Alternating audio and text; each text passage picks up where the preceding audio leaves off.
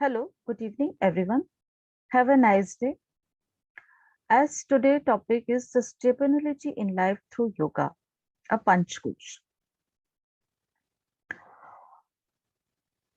When there is a health, there is a happiness. Here, the meaning of happiness is not the player out of fulfillment of the desires, but the jubilant feeling at all times that is free from fears and tensions.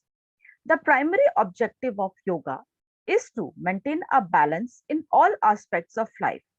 Sustainability and health depends upon harmony between all bodily and mental function. Maharishi Patanjali has recommended observance of yama and niyama for cultivation of correct mental attitude of individual in relation to the self and with the society respectively, culturing the emotion, thus maintaining sustainability in life.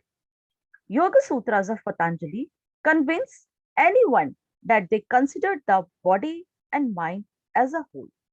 These practices are intended to stabilize the psychophysiological mechanism so that there is a balance in the external and the internal stimuli.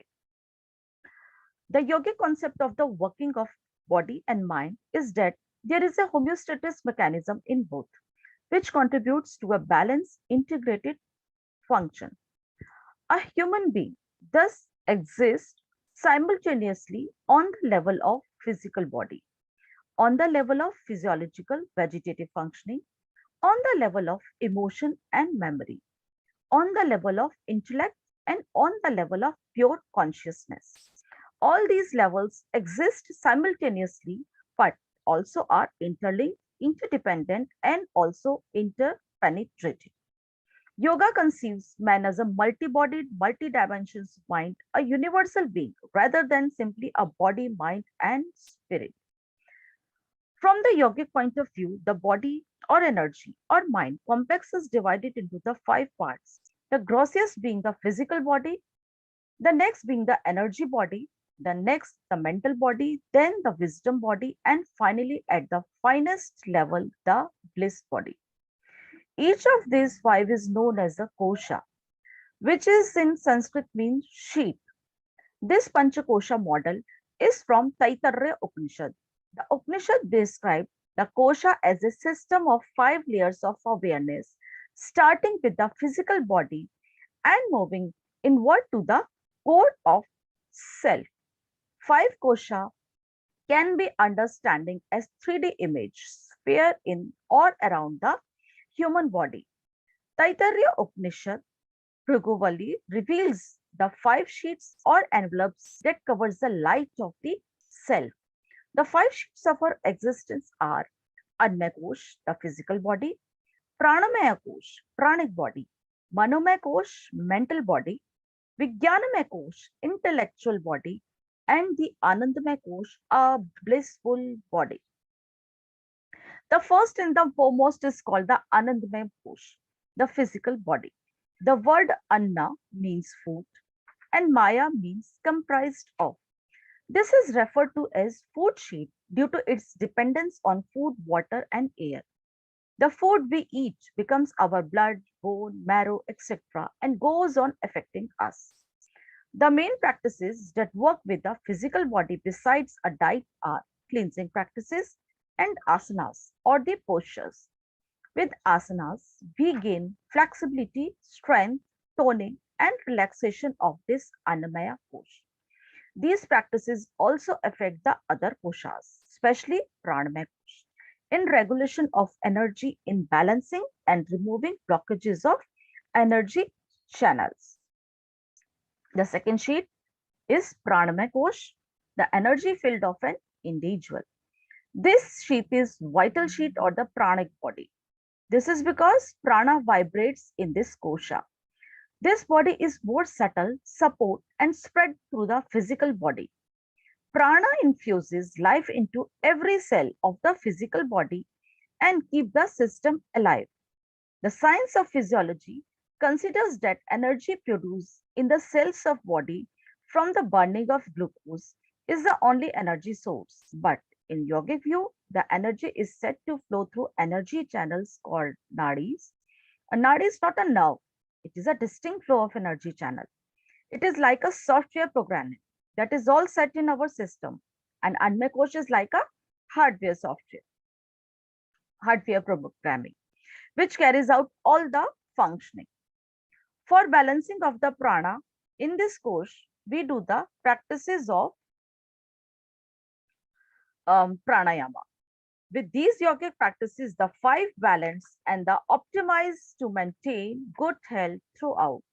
The principal prana are udana, prana, samana, apana, and the vyana. Udana resides in the head, arms, and the legs, prana in chest, samana in the upper abdomen, apana in the lower abdomen and the pelvis area, and the vyana is in the whole body and reserve supply to top up the other. Then the third sheet is the Manomaya Kosha, the mental dimension that tries to take care of the basic instinct needs and desires of the individual. The mental sheet is subtler than the above two koshas. This sheet and the two gross Anmay and the Pranmay kosh together act as an integrated whole. It is a bridge or act as a messenger between the outer and the inner world, conveying the experience and the sensations of the external world to the intuitive body or the inside the Vijnanamay kosha. This mental sheet or the mana controls pranamay and the prana controls the anamay kosha. The mental body consists of the four parts, the manas, ahankar, chitta, and the buddhi. The manas is the instinctive mind, ahankar is a sense of the I-ness or the ego-ness, chitta is a memory, buddhi is the lower level of the intellectual mind.